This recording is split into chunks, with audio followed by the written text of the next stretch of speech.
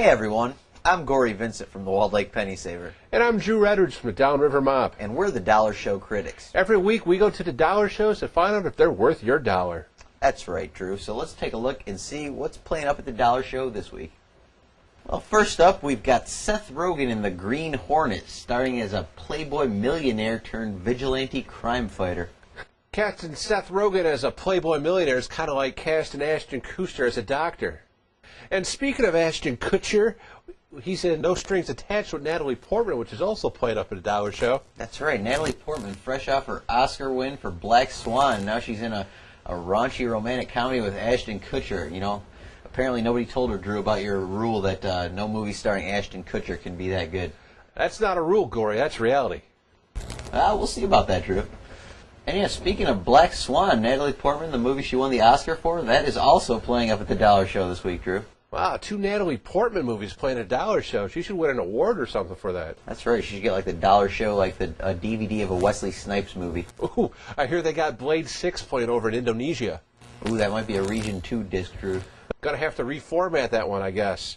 We also got True Grit playing up at the Dollar Show, the remake that the Coen brothers did of the 1969 version starring John Wayne, which he also won an Oscar for. Oh, that's right, and this one is starring Jeff Bridges in what might be the best tough guy with an eye patch since Kurt Russell slapped on an eye patch to play Snake Plissken.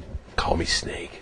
And we've got another Oscar-nominated movie, anyway. It was 127 Hours, starring Oscar-nominated James Franco. Well, the Oscar movies come kind of late to the Dollar Show. That's right. At the Dollar Show, the Oscars are in April, and that's just how it is. And to round out the Dollar Show agenda, we got Nicolas Cage in Drive Angry. Oh, yeah, he's driving from the mainstream theater to the Dollar Show. And he's not happy. All right, so we each got to pick 2 this week, Drew, because we had two whole dollars to spend apiece, which was an extravagant budget. So doesn't happen every week. No, so what was the first one you picked, Drew? Well, Gory, I picked True Grit, done by the Coen brothers, starring Jeff Bridges as Rooster Cogburn. Oh, yeah, I thought you might pick that one, Drew. Well, come on, Coen brothers, Jeff Bridges, it's done well before that combo there. That's right. But also in this movie, we got Haley Steinfeld as Maddie Ross, and Matt Damon as a Texas Ranger, who played a pretty good role in this, too. LaBeef.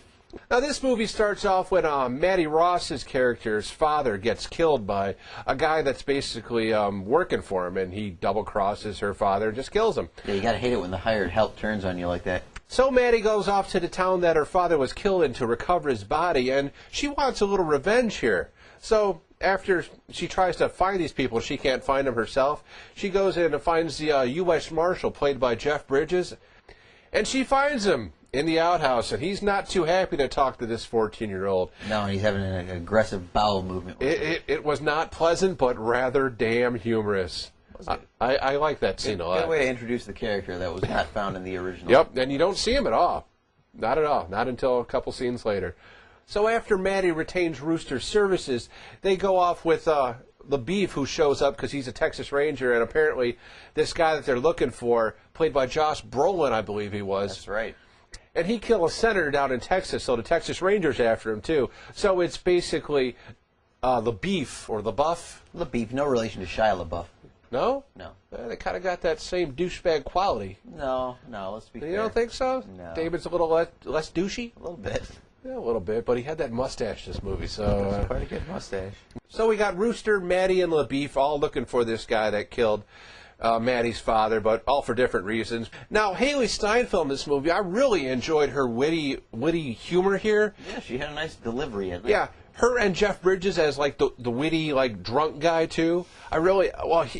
He had a lot of good, like, songs he was singing down the little path on top of the horse. Drinking his whiskey. Oh, my God. Some of the best stuff I've seen in a while. I really enjoyed that. Well, no, it's true. It's funny how even you know, as drunk as he is, you know, in this kind of Coen Brothers, based on this Charles Portis novel, it's like the dialogue's still always funny. Everybody's got a good line, you know. Yeah, not like the original from '69. I thought that was rather dry and kind of drug over itself. Really? Oh, I did not like that. I'm sorry if you're a John Wayne fan, and he won an Oscar for that. I could not believe that. I mean, really? It might have been more out of sentiment than anything because he hadn't won one in that career. Yeah, and I'm sure he's done stuff better before, but... Yeah, I think he had done better roles. I'd say Jeff Bridges did a better...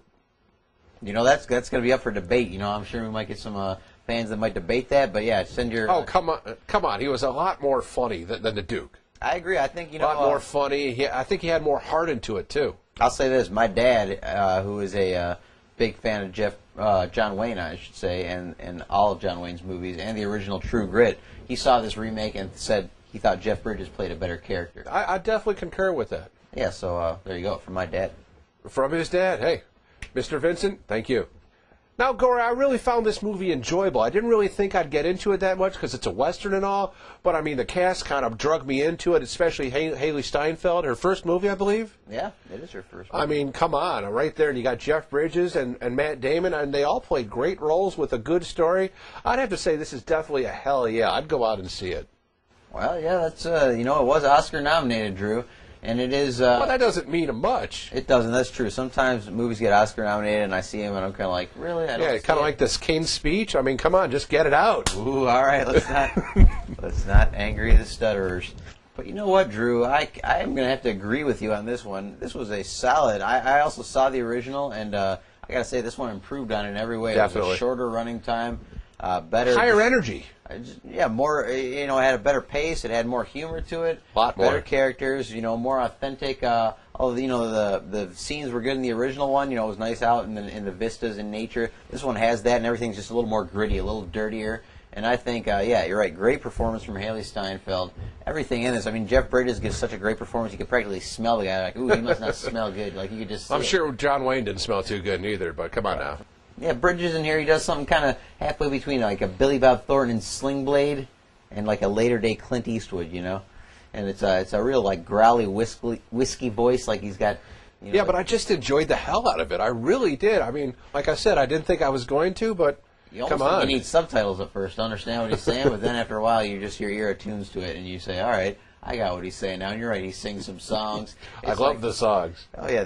It's a great all-around performance. And listen to them. Matt Damon's good. Josh Brolin. I think everybody in their small roles here does a great job. Yeah, Coen Brothers did it perfectly. If anything, if not better. I would say, to me, the ending seemed a little bit hurried.